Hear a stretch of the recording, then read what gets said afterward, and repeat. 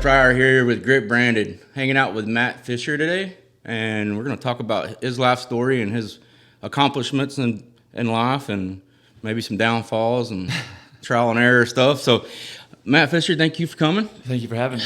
So, what do you do? Well, primarily I run a coffee company. We roast coffee, and then we have a couple coffee shops, all different concepts. Really, we're in the hospitality industry. That allows us to connect with the communities, but more importantly, buy coffee from the farmers directly. That's kind of why we started the company in the first place. So how does that normally work? If you're a broker or something that's in between the farmer? Yeah, typically it depends on the size of the coffee company. In our case, we're smaller, and so that allows me the opportunity to travel around, meet the farmers directly, and then try to figure out logistically how to get the coffee from whichever country it is to Decatur, Texas.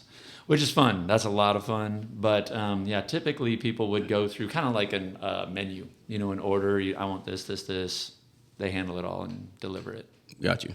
But you're dealing directly with the farmers that are growing. We are. Yes, sir. Okay. Before we dive into that, because I know there's a lot to that story and how it all works logistically and all that stuff. What when you were growing up, explain your life, from start to finish. Okay. Hopefully we're not finished. Yeah, I was going to say I got a little left in the tank, hopefully. But, so I mean, I'm from Southern California originally. All y'all Texans, I'm sorry. I got here as quick as I could. But went from Southern California to Northern California to Lubbock, Texas, to Detroit. So Pontiac, Michigan. Grew up there. My dad was a General Motors guy. Oh, okay. So was there basically till I turned 19, then moved to the Denton area around 1998. Didn't graduate from high school, so worked a lot, and most of us kind of worked. Detroit's a blue collar town, and so we primarily had a lot of, it was all the heavy lifting in that town was the big three, assembly lines. Right. And so, we all kind of just assumed we'd work on the assembly line or for one of the auto manufacturers. So a lot of us didn't finish high school. I was one of those, and then moved to Texas, I got my GED, kind of started to put things together, and then became a firefighter. So I kind of always wanted to be a firefighter, and it worked out. So started that pretty young, actually, at 21 in North Richland Hills. I was there for 15 years. Loved it. Excuse me. Loved it a lot. And then through that process, just kind of figured I'd be a career firefighter. And there was a big quake in Haiti that one of my other buddies was kind of going back and forth and trying to help do some mission work and things of that nature. And he's like, "Hey, come with me." And had no intention of doing it, honestly. Was like, "Hey, I'm good," but went reluctantly. And on that trip, just kind of a lot of things happened that were supernatural in my opinion, and it was definitely a faith journey. So I came back and I'm like, okay, now what? And very abridged version, started a nonprofit trying to work with college age kids. Did that for 3 years, was back and forth, had a house over there. You alluded to it, catastrophic failure, did everything wrong that you can do wrong. But learned a lot, which was good. And then through that process, coffee kind of presented itself as an opportunity to be helpful, or at least involved, I would say. And so that's all I really knew at the time. And so that led to just a long journey of trying to learn about the industry. What are the opportunities? What are the struggles? What are the challenges? And then from there, we started a coffee shop in Denton on the square there. It's called West Oak Coffee Bar. That opened in 2014. Shortly after that, we started the roasting company. I mean, in order to be able to work with the farmers, I had to be able to buy their green coffee. So we started the roasting company. 2017, we opened Kimsey's Coffee, and then later 2017, we moved here to Decatur and opened Trinity Street. So that's a very abridged timeline, but that's kind of it in a nutshell. And then since 2014, I left the fire service in 2016, so I did both for 2 years, and then between 4 kids and the business and firefighting, it was just 100 hours a week, and it was too much. So left the fire service a little bit early, and then just focused on the business. So if somebody doesn't know anything about coffee, how does that process work, like from start to finish, like from the ground to when you get it to when you explain that to people that don't know? I love that question because, we honestly have no idea. Coffee ends up in all different forms here, even in little K-cups. It's super easy and fast. We associate coffee with fast, right? You can get it through a drive-through, wherever. It is such a long process. It's thousands of hours of labor that goes into the cup that we have, whatever it is. And people are like, there's no way. And I was even kind of a skeptic when I first started traveling. But from tending the plants, just to get a yield on one plant, it's like 3 years. And the amount of work that has to go into that. And most of the time, coffee's picked by hand. And it doesn't really grow like anything else. And so you're having to go through on one plant and pick 5, 6, 7 different times throughout a harvest. Because some will be bright green and the other ones will be red right next to each other. So the amount of time that you have to spend just tending and picking, and then you have to sort everything. So it's just a really, really, really long process. So the farmers and the pickers will go through that. They'll sort through what's usable and what isn't. Then they have to differentiate that into the different sale lots. It's kind of like cattle in a way, a little bit, as far as that goes. But from that point, it then tries to get distributed somewhere, whether that's a brokerage or a large firm or someone like me coming along trying to buy it from them. From that, it goes to a mill. It all gets milled into different processes, gets to that green coffee that us coffee roasters buy, and then it's shipped all over. So that process, it's very, very, very involved. When you're talking about the plants, will go side by side, one's red, one's green. What are you looking for? So you're ready to pick it. It's kind of neat. In a lot of these places, you'll see them. They paint the color that they want the cherry to be on the fingernails of the pickers, so they can kind of have a really quick reference point because it's so specific. So if you don't get the coffee right, it's going to make it really inconsistent. You know what I mean? Which makes coffee very unique. If you were to just strip pick everything and then roast it, they're not going to get any money for it because it's not going to be tasting the way that it needs to. So in order for the farmers to get the premium price for their product, they have to be really specific with that process. And so it's very detail oriented. Most of farming, you can use, big machinery and different things, whether they're balers and things of that nature. The vast majority of coffee is done by hand, especially in the smaller producers. That's what I was just going to ask you, how much of it's automated, out in the field versus what a normal cash crop would be or production crop. So what about when it gets to you? Is there a lot of automation in that, or is that more? Well, when it gets to us, all of that process is done. So really, we just roast it at that point. All the different coffees from the different regions, different processes have a little bit different profiles, so we have to spend a little bit of time with the coffee. We do a lot of QC. We cup the coffees all the time. That's just tasting it. Because if you buy 35,000 pounds of coffee, at one time, one, it ages, and two, my point earlier is it's not exactly the same all the way through. So we have to make adjustments throughout the process to make sure that flavor is consistent. Got you. The roasting process, is that like in a big oven? Essentially, what I always tell people is it's like an oven and a dryer combined.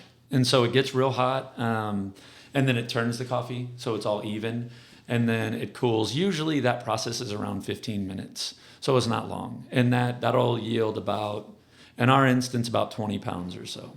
So you're doing that kind of all the time. Got you. And I don't know if it's true. I heard this, through a commercial brand, the guy that's available or was talking to me about stuff, but is the altitude matter? Oh yeah. Because there was different things about, I don't want to name it because name brand coffee, but it is better for your stomach how it takes because the bean of the altitude or whatever. 100%. So can you explain that? Sure. Yeah. Well, there's two main varietals or you've got Robusta coffee and you've got Arabica coffee. And so Robusta coffee is typically a lower quality coffee is what they'll say. I have opinions on that. I think it's good. But that'll be kind of your cheaper, Folgers kind of things of that nature. And then the Arabica coffee is a different varietal of coffee that is a little bit more what we would know as premium. It grows at a little bit higher altitude. It's not as robust, and so it's a little bit harder to grow. But there's a coffee belt around the world.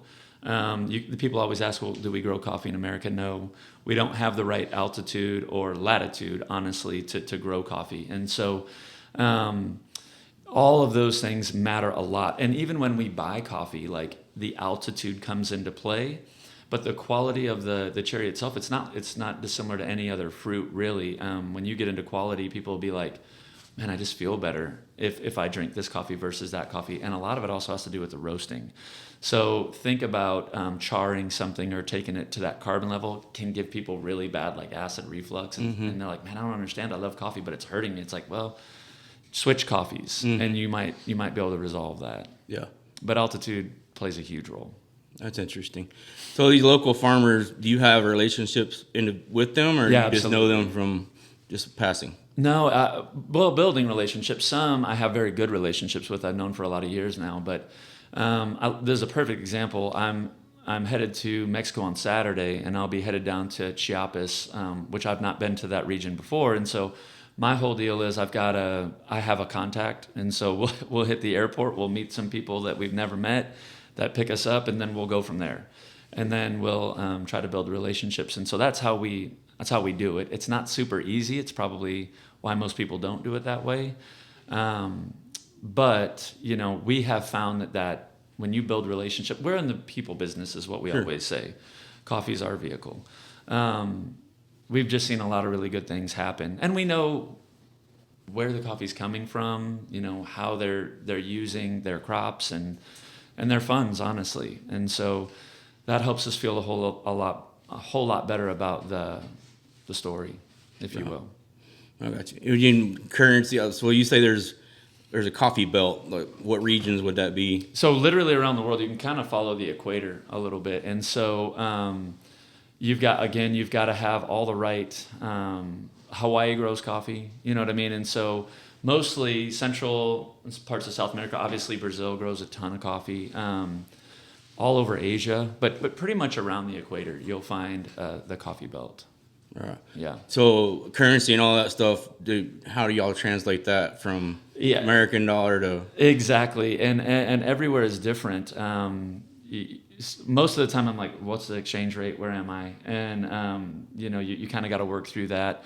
But everybody does a pretty good job, unless you're dealing with the real small producers, of understanding like USD per kilo. So we try to kind of navigate to that place. Sometimes you can't, and I just have to math it, But yeah, exchange rates are really fun, to try to navigate. And so what we're able to do, the whole principle in dealing with the farmer is if I can pay the farmer more money directly, then obviously that's going to benefit them. They can make the decisions for their family and their farm. But then that means I got to save some money somewhere else. So that's where the logistical supply chain gets really, really saturated. I'm not trying to pay the farmer less. I'm trying to pay everybody else less. Mm-hmm. So if we can work with the farmer directly, pay them more, and then I can save that money throughout the rest of the supply chain, getting the coffee to Decatur, that's really where the work comes in. I got you. How big is your facility in Decatur? It's small. And so, we have a warehouse. We're right on the square. And so, it's not big at all. We have 2 roasters. We have a 12-kilo roaster and a 20-kilo roaster, and we keep those running all the time. And what we do is we store all of our coffee in Houston. It's not ideal, but we're not big enough yet to ship it all up to Decatur at one time. So we usually ship it by the pallet, so we ship up a few pallets a week from Houston and go about it that way, which is another part of the supply chain I'm trying to cut out because, there's obviously cost in that.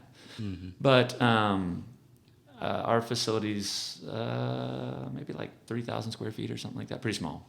Gotcha. Yeah. So what's your end game with the coffee business? I mean, did you start it to have an end game, or are you creating your end game? Well, I don't think there is an end game. I think that there's just hope, a lot of hope. So we partnered with A&M, Texas A&M School of Agriculture. It's just finding better solutions at the end of the day. And so I think the end game would be to see some farmers have some more ability to provide for themselves with a better access to market. But I mean, as long as people are drinking coffee, we're going to have these challenges in front of us. And the challenges continue to rise. I mean, right now, coffee's traded on futures like most agriculture, and it's high. It's double what it normally is, and that's created a whole lot of other challenges. And so we seem to find new ways to make a hard industry harder. But that's why I don't really feel like there's an end game. I just hope that we keep working on it, you know what I mean, and find some better solutions. No one wants to pay $10 for a latte. The farmers don't even want that, you know what I mean? And so there's work to be done. Gotcha. Yeah. Is there any family involved in the business? The kiddos or anything? No, my brother and I guess my ex-brother-in-law, he's still a partner with me in the company. I love him, and he's been with me since day one. And then, my 15-year-old daughter, I have 4 kids, 17, 15, 10, all daughters, and then my little 8-year-old. But my 15-year-old is a hostess at the restaurant. And then my other 2 little ones are running around all the time. And then my 17-year-old is always working at the ranch. So I keep hoping that maybe one of them will take over the company, but that's not the expectation. Right. And that's a hard thing to explain to people because I have 4 kids as well. Yeah. And like I've always told them, I said, I don't care what you're doing as long as you're providing and you're not taking. Exactly. You know what I mean? I don't care if you're flipping burgers or what you're doing. I don't care if you work for me. Yeah. I just want you producing, not taking. There's enough takers out there already. Oh, man. And we pay for it dearly. Absolutely. As Americans. So, absolutely. Yeah. So that's a hard thing for people to understand. Oh, your son's going to take over the company or your daughter. Like, that's not my expectation. Absolutely. You know what I mean? And it basically, I'm going to sell it back to the employees is what I would do with my business. Yeah. Yeah. So, and if they're a part of that, they're a part of that. You know? Yeah. So, and I think people just expect that you have kids that are going to take your business over. Exactly. And that's not my expectation either. So. Yeah. Well, and who knows what they want to do in this world? I mean, that's the thing. I mean, I'm sure you have a similar story. Like, none of this was game planned. You know what I mean? And so who knows where life is going to take them. The opportunity is there, but nothing. I'm assuming everything you've done, you've probably worked pretty hard for. Mm-hmm. And I know that the effort that went into that process is what made me who I am. I'm assuming it's what made you who you are. And I wouldn't rob that of my children. Just give them anything. You know what I mean? We see what happens when kids are given things. It doesn't work out real well. Mm-hmm. So even if they want the company, I told my daughter at 15, I'm like, starting as a host, and then you'll go here and you'll go here. You'll work every position in this company before you're ever able to consider taking it over. Yep. If you can't serve our people well, then you can't do this. So. And that's what I do with the boys. We have a 21-year-old and a 19-year-old, and I started them off with the grumpiest, pain in the ass foreman I had that had been with me forever. Yeah. And they started from the ground, and every summer they would work, when they're out of school. Yeah. And that's probably why they don't want to own a company, because all the stuff they've already been through as a young age. So, but it's worked out real well getting them to understand the company and what all Dad went through. Yeah. Everything I've done in business, I've done everything everybody works for me, I've done. Yeah. So except drawings or CAD work. Yeah, I can't draw. Yeah, no, it's not good at. I can draw on a piece of paper, but not. I can't even do on CAD. But so that's very interesting that and my daughter, I just thought about this. One of my twins, I have 17-year-old twins, identical. One of them works at a coffee shop. Oh, really? Cattle Mills, yeah. Oh, okay. Texas, yeah. Twilight, I think's the name of it. Oh, okay. Yeah. So she's learning the coffee stuff over there. When she told me she was doing, I'm like, she was babysitting. I'm like, what are you gonna do at a coffee? You don't even know how to make a coffee out of the freaking carrier, whatever they call it. Oh yeah, it's a great thing for kids because it's hospitality, and so a lot of what I tell our young people is you're given an opportunity to learn people skills every day. We're in the service industry, and so if you can't look someone in the eye, if you can't strike up a short conversation, that's a skill you need to develop, and our industry is really good for that because it's quick. You know what I mean? It's not like a drive-through. You're standing there talking to someone, you're trying to figure out what they want, and it teaches a lot of interpersonal skills. So it's a good place for her to be. Yep, I agree. So when you're talking about living in Detroit, I think it's very fascinating. Yeah. Well, I mean, you got any cool stories about growing up in there? Well, what's interesting? I had a conversation recently with someone. What I really loved about growing up in that area is, man, everybody grew up in the same place. You know what I mean? Down here, you have a little bit of everything. And especially when you go to Dallas, you've got a lot of white-collar jobs, you got a lot of blue-collar jobs, you got a lot of people, agriculture jobs, a lot of different things. Where I grew up, everybody was kind of on the same playing field, and it brought a lot of camaraderie. Even though it's a hard place, hard winters, hard work. What I really appreciate and what I reflect on was we were all kind of in a tough spot together, and it builds a resiliency and a sense of community.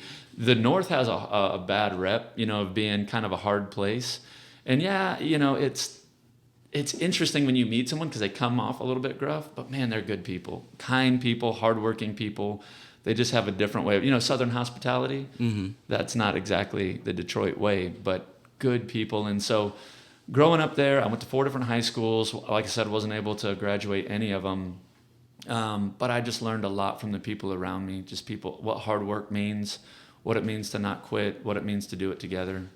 So yeah, I don't have any 8 Mile stories or anything like that. That's all I'm thinking about. I'm sitting there, have that song going on in my head. Yeah, no. When you started saying Detroit, like, oh, I gotta get that out. It was just a different way of growing up. I mean, all my friends were smoking at like 14 or 15 and parents, but it's just a different mentality. You know what I mean? It's just a little bit different. Is that industry went down a lot from man. when you were there?